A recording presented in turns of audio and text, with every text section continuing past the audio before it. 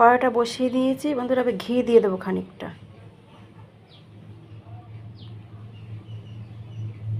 ঘি দিয়ে আমি বাদামগুলো দিয়ে ভাজা করে নেবো একটুখানি। বাদামটা ভাজা হয়ে গেছে, ওই কড়াই থেকে আমি তুলে নেব। ওই ঘিয়ের মধ্যে আমি খেজুরটা দিয়ে দেবো। এর মধ্যে কিন্তু কোনো মিষ্টি যাবে না, চিনিও যাবে না, গুঁড়ও যাবে না। এই খেজুর দিয়ে যেটা হবে মিষ্টি সেটাই। খেজুরটা একটু নরম করার জন্য একটু আমি 2 চামচ মতন জল দেবো। বন্ধুরা, আমার খেজুরটা কিন্তু নরম হয়ে গেছে। এবার আমি এর মধ্যে কিছুটা নারকেল গুঁড়ো দিয়ে দেবো, আর বাদামটা দিয়ে এইটা আমি একটুখানি মিক্স করে নেবো, তারপর আসছি।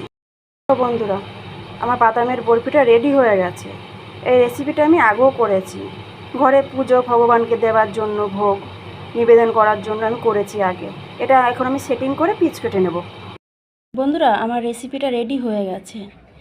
বাদামের বরফিটা কিন্তু খুব সাবধানে কাটিং করবে, খুব নরম হয় জিনিসটা। বন্ধুরা, আমার রেসিপিটা কিন্তু রেডি হয়ে গেছে, খুব নরম হয় জিনিসটা, একটু সাবধানে কাটিং করবে।